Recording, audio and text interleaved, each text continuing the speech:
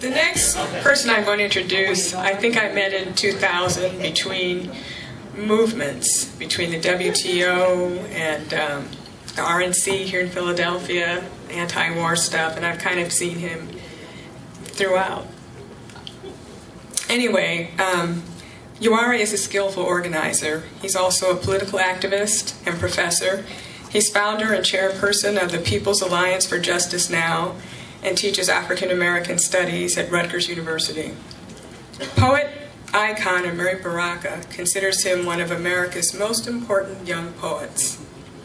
His latest book is entitled, Who's America? He's going to close our program with some final reflections.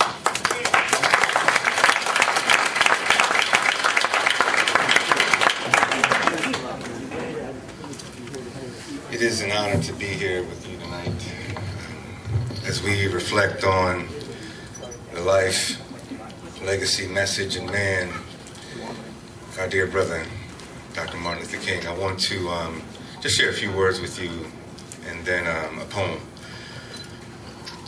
In 1967, Dr. King and his organization initiated what would become the Poor People's Campaign, a campaign that brought thousands of displaced workers from all racial backgrounds to this nation's capital to demonstrate our collective will and resolve to finally address the question of poverty. They were determined to remain there until our government acted on the question of economic inequality. The encampment itself would go on to be called Resurrection City. A year later, Dr. King would be assassinated. 45 years passed, and we are witnessing the resurrection of his spirit in the hearts and minds of people in this country and all over the world.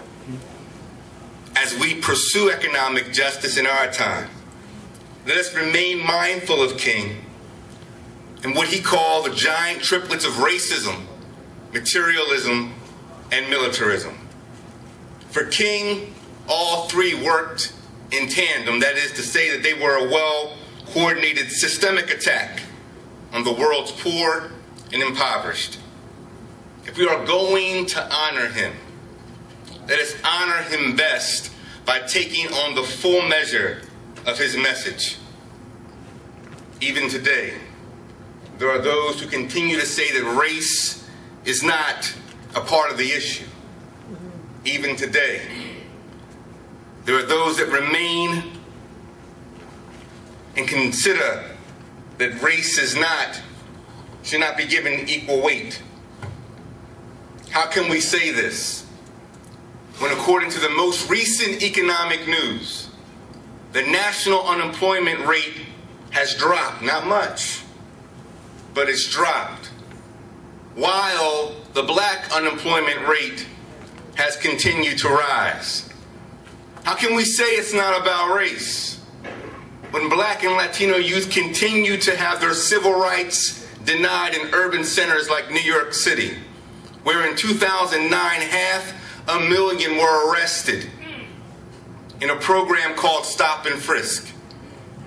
How can we say it's not about race when right down the street in Chester, Pennsylvania, a public school system sits on the brink of bankruptcy because we tolerate laws that penalize school districts in communities, in black and brown communities, crippled by poverty?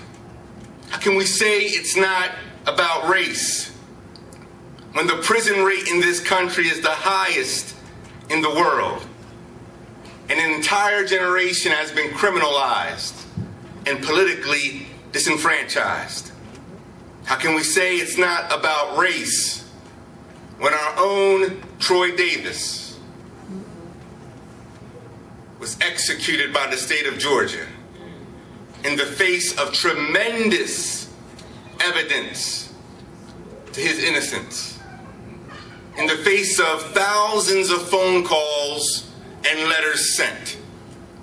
How can we say it's not about race when racism is as real as ever and Jim Crow still grows. King never abandoned an analysis of racial injustice, even as he called for economic justice and world peace, and neither should we.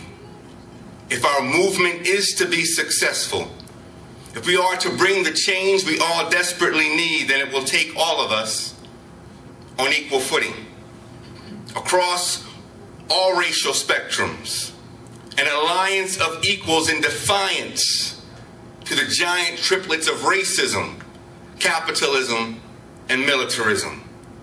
Then we will be the 99%, not just in word and title, but in truth and solidarity.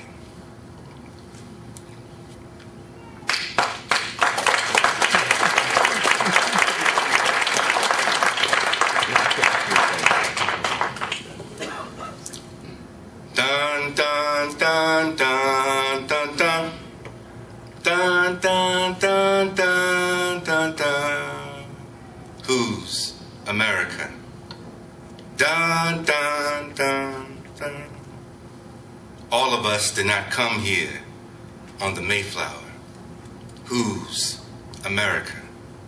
Some of us got here against our free will in the hulls of cargo ships enslaved, chained to generations of sorrow. Some of us were already here. Who's America? All of us don't live behind white picket fences with 2.5 children on a tree-lined suburban street in middle America. Some of us live in row homes or high-rises with bars on our windows, locked down in the projects and barrios of this nation. Some of us live in trailer parks in homes hitched to hopelessness. Some of us ain't got no place to call home. Who's America?